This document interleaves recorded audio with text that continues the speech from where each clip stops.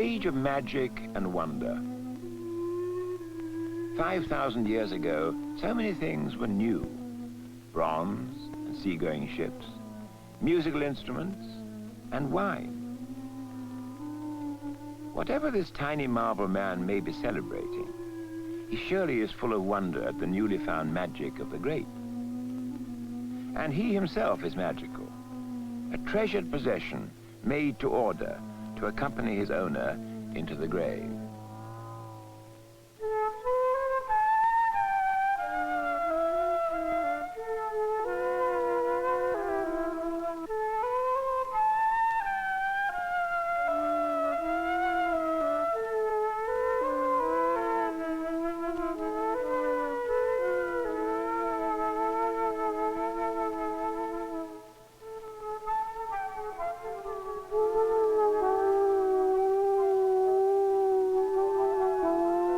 Classical Greece. The Greece of the Parthenon of Plato and Aristotle. The Greece where democracy was born and the arts perfected 2,500 years ago. Go back 2,500 years before this, past the age of Homeric heroes, beyond the great Minoan empire of Crete, back as far in time from the classical age as Plato and Aristotle are from our own, to an era before written language, to the works of anonymous sculptors in their strikingly modern vision of the human form, to the very birth of Greek art in the Cyclades. The Cyclades, a cluster of islands in the middle of the Aegean Sea. They are, in fact, the uneven crests of submerged mountains, from volcanic Thera in the south to the granite peaks of Andros in the north. Hundreds of islands lie between them. Only a few are habitable.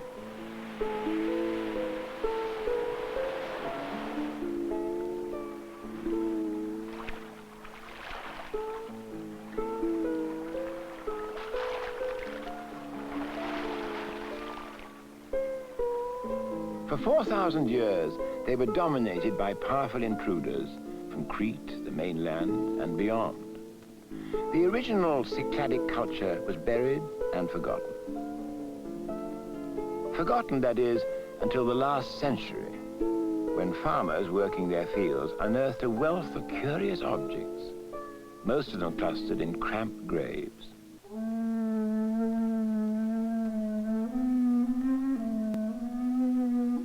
What had been uncovered was the first evidence in modern times that an independent, vigorous culture had taken root in these islands 5,000 years ago. The graves yielded an assortment of tools and implements of bronze and obsidian,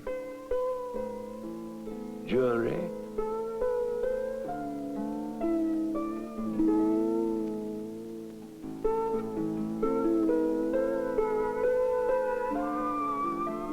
vessels of marble and clay,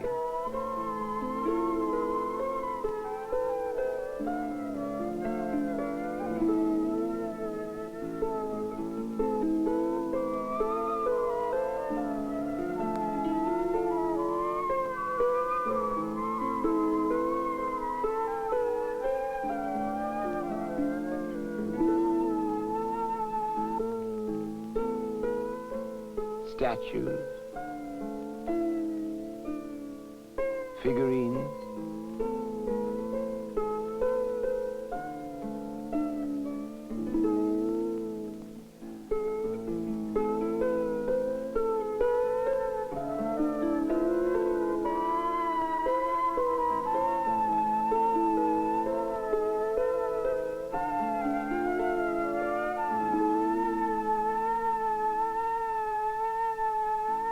many of them are Tom Thumbs. Others are 2 or 3 feet in length. A few are life-size. These containers held pigment for decorating the statues, the dead, and perhaps the living. In fact, several figures have remnants of color representing face painting or tattooing. Originally, this face would have looked like this.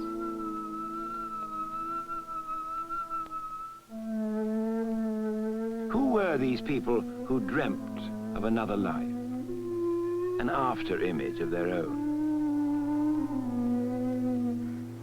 We may never know for certain.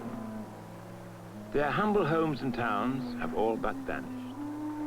They left no written records, no oral tradition. About 2,000 years before Christ, their culture simply disappeared. But only 500 years later, in the island of Thera, something extraordinary happened that may point the way back to the Cyclades of these mysterious people. Like some of its neighbors, Thera is the tip of an active volcano. About 1500 BC, the volcano exploded, blasting away more than half the island, burying what was left under millions of tons of ash and lava. Crete, a city of 30,000 people, was a sophisticated colony of the Minoan Empire of Crete. Its people prospered as seafarers, traders, artisans.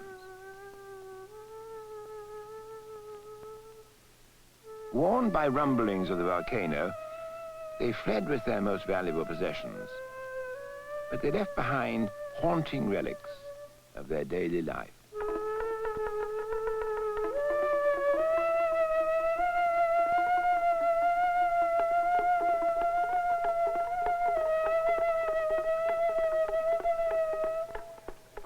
Especially striking is the layout of these streets, the design of the houses, ashen ghosts of present-day Cycladic villages, echoes crossing over 3,500 years.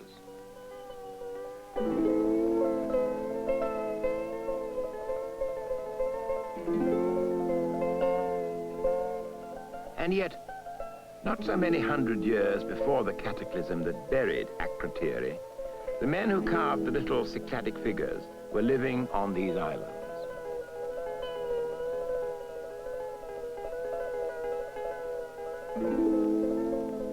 In fact, when we look at Crete and its frescoes, we see so many things that have remained constant in the Cyclades for 5,000 years. Wildflowers still cover the fields of Thera. Potters still work the clay, much as their forefathers did.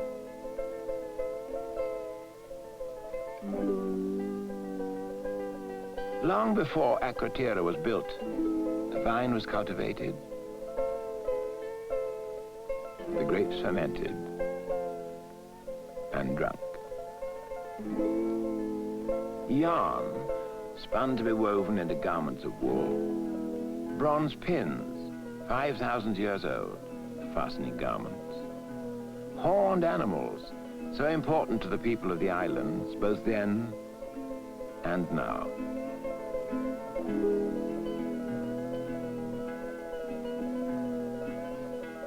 Fishing has always been vital to survival in these islands.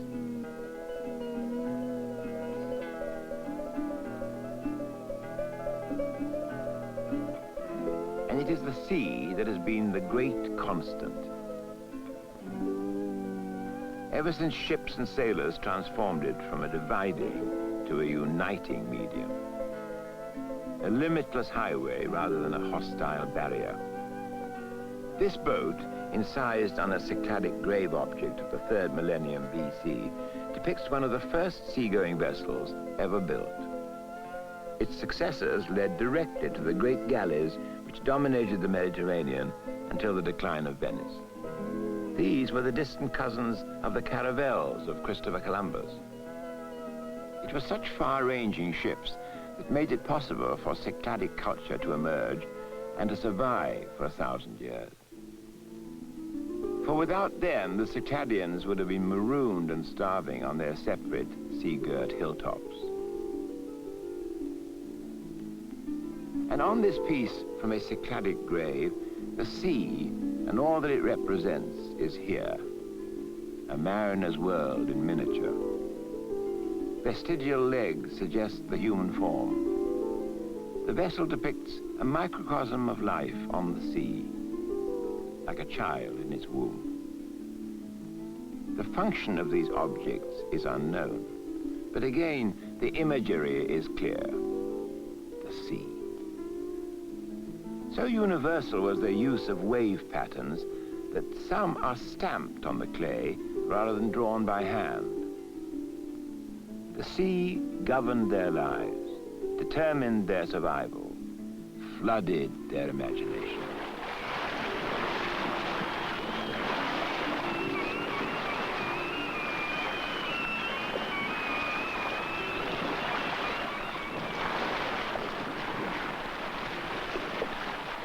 Large or small, craggy or hospitable, most of the Cyclades possess at least one source of wealth: marble. Quarried from hillsides on Naxos and Paros, it is still worked today.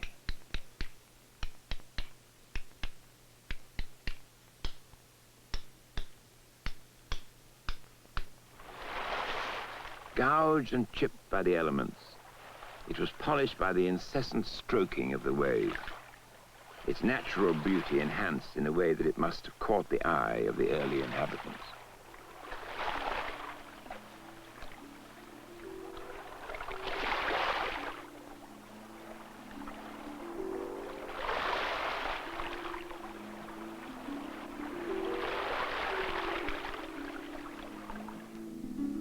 These pebbles and these similarly shaped figures were buried together in the same grave. In the hands of a master craftsman of the 3rd millennium BC, Cycladic marble became translucent. Here, after drilling holes into the center, he lifted out the inside like the core of a stone apple, and with infinite care ground down the sides until the light shone through. But the most striking achievement of these artists was their ability to see the human body in its essential form.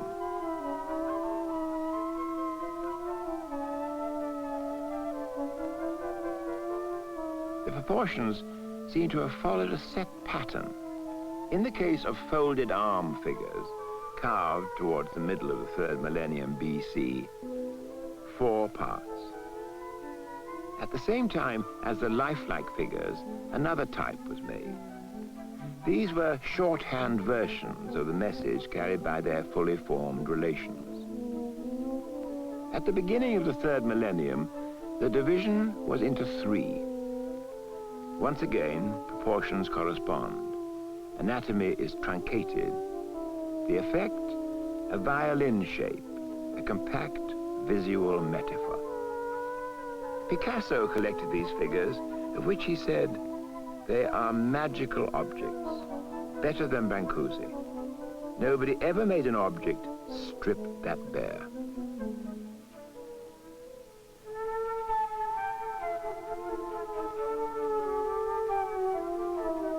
Forms, patterns, repeated over hundreds of years. And yet the works of individual sculptors can be recognized, such as this, by the so-called Goulandris master. Or these 2 figures, clearly carved by another hand.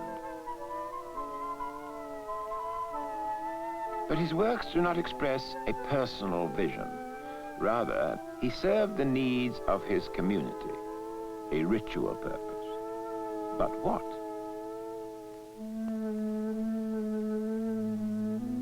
From the side, many of the figures are no thicker than a slice of bread. Were they meant to be viewed lying on their backs, arms folded as if in sleep? Companions for the afterlife? Dead men's concubines? Were they images of fertility, buried with great chieftains in the hopes that more of their heroic kind would spring from the earth? Did they represent divinities watching over dramatic turning points in a person's life?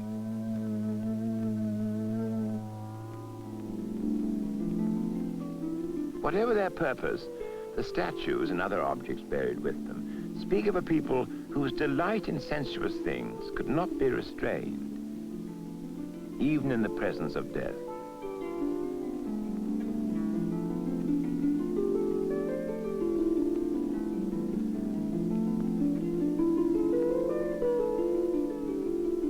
And then, as inexplicably as it arose, this culture faded. The figures became a sketchy memory of their original forms.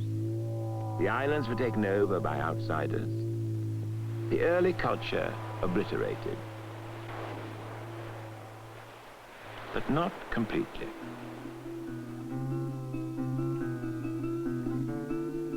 Cycladic villages retain a curious sculptural quality, a resonance of their art of long ago.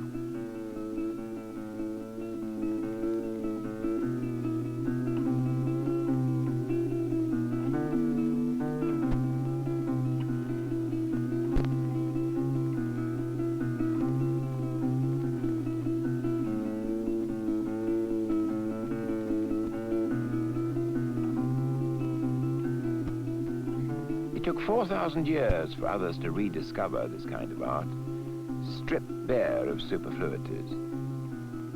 Picasso himself acknowledged a debt to it. He said, "There was once a little man in the Cyclades. He thought he was making the great goddess, but what he made was not a god, but a piece of sculpture. Nothing's left of his life. Nothing's left of his kind of gods. But this is left because he wanted to make a piece of sculpture, a kind of magic power."